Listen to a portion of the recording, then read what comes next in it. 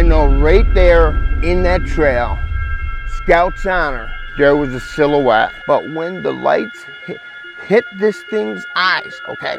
These eyes flashed, up here. Bigfoot. You've of course heard of him, but would it surprise you to know that Berkshire County might be his home? That he's been here for decades and that he's made his presence known on more than one occasion. Let's take a look at the history of Bigfoot in Berkshire County. Over the last 3 centuries, there have been numerous accounts of a large, human-like wild creature roaming Berkshire County. The earliest existing account is from 1765. Residents of Great Barrington were experiencing thievery, and the evidence led into the woods. A few townsmen banded together and went to hunt for the thief. In the woods, they found the large, hairy creature that had been stealing their food, asleep. It is said that they captured him and sent him to Cambridge, where he was made into a circus act before later escaping. In 1879, the New York Times printed an article about a so-called wild man that various tourists reported seeing in the Williamstown area. This was given more credence years later in 1895, when a stagecoach in North Adams reported seeing a large, furry creature running across the road and into the woods. In the same year, a North Adams town selectman claimed to have spotted the creature. Almost a century later, in 1989, a hiker on October Mountain was headed up a trail when he spotted what he thought to be a large bear in the distance. He took out his binoculars to get a better look and realized that it wasn't a bear. It had reddish-brown fur, stood upright with arms down to its knees, and had a face resembling that of a human. The hiker, of course, ran away without investigating further. In 2011, a man living on the Beckett side of October Mountain was awoken one night by a strange howling, unlike anything he'd ever heard. In the coming weeks, he'd hear knocking noises coming from the woods. Curious, one night he knocked on his own porch in response, soon hearing a knock back. This communication continued for about 15 minutes. Months later, the man heard the knocking again, at night, and went out with the flashlight. He scanned the tree line when he saw a pair of glowing eyes over 7 feet off the ground. And most recently, in 2015, a couple driving through Williamstown spotted a black, upright creature running through a meadow that they estimated to be over 7 feet tall. These are the recorded stories. There are undoubtedly countless experiences that have gone untold for one reason or another. And now is also a good time to tell you that so far I've left out the most important and significant Bigfoot encounter that has ever been recorded in Berkshire County, a story that was even printed in the Berkshire Eagle. The year is 1983. It's a cool August evening and 4 friends are having a good time up on October Mountain. It's 10 p.m. They're cooking by the fire, enjoying a single 6-pack of beer and simply enjoying themselves. Soon enough, they start to hear noises from the woods. Noises indicating that someone or something is stalking them. 2 of the boys, Eric Durant and Frederick Parody, go into the woods to investigate. It's there that they see it. Its gigantic frame silhouetted in the moonlight. The next move was an easy decision to make, getting out of there as quickly as possible. They pack up their things, pile into the car, and turn on the headlights, revealing the creature in all its glory standing in the tree line, its glowing eyes around 7 feet off the ground. This Berkshire Eagle article, of course, centers on the experience of an Eric Durant. We searched him out, found him, and convinced him to come with us back to that spot where it all went down. Get a shot of this, just do like a pan over that Felton Pond marking. Well, I was up there with my high school buddies. Yep. You know, it was, geez, I don't know. I mean, I think I was like 18, maybe 19 years old. I was a kid. Just kids, BB guns, shooting frogs, having frog legs. Anything looking familiar? Yeah, I tell you, this whole thing looks familiar. Must be a strange feeling, a positive feeling, negative No, feeling? it's not a positive feeling. Yeah.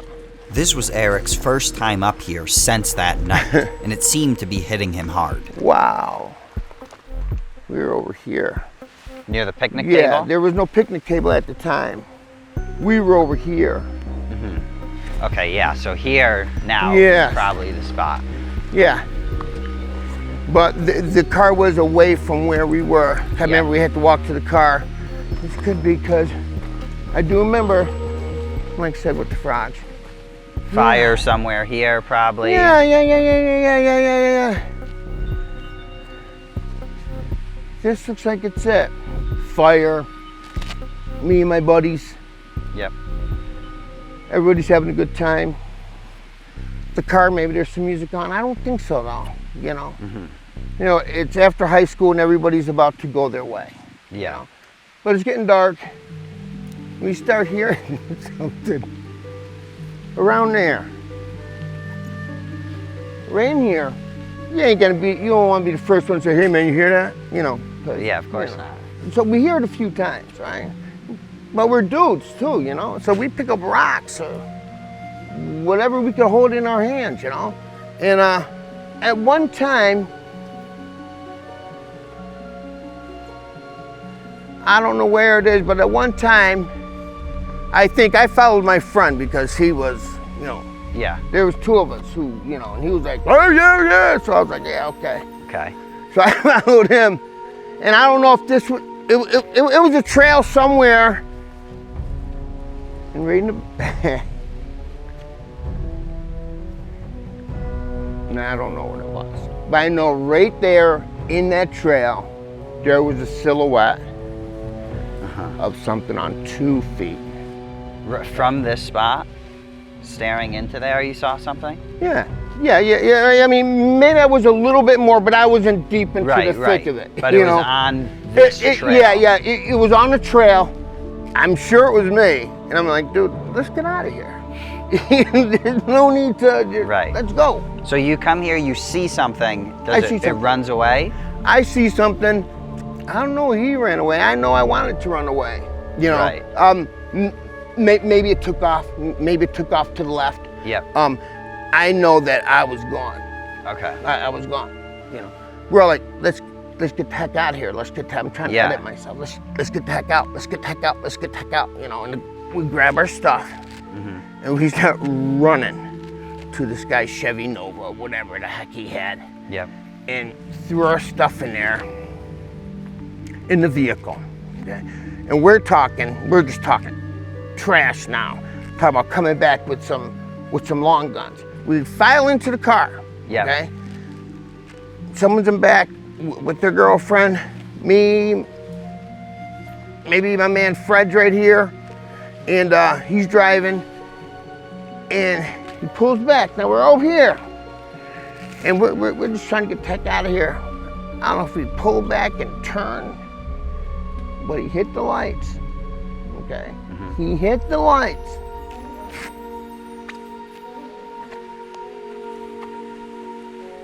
And it must have been down here. But he hit the lights, and there was that thing. Again, I did not see him clearly, okay? But when the lights hit this thing's eyes, okay? These eyes flashed, but these eyes flashed up here. These eyes flashed up here. Big. Yeah, big, tall, big. And we were gone. You know, shoot! So, okay, yeah, screaming. We're coming back, dag nabbit! And all that crazy stuff, yeah. Yeah. Okay, we're in a car. Oh yeah. Maybe it's here. Okay. Yeah. I guess it was closer than what I thought. You're thinking right in there Dude, it was? I'm thinking right here. I'm thinking the eyes are right here. Now look, this is plants. Stuff has grown since then. But I'm thinking the eyes are right about there. That's what I'm thinking. The day after their encounter, Eric and Frederick went to the offices of the Berkshire Eagle to share their story. And here we are 38 years later, still talking about it. If I would have known the amount of ridicule that I've got over the years, and then it was all mostly gentle, you know, and I understand. I mean, we all do.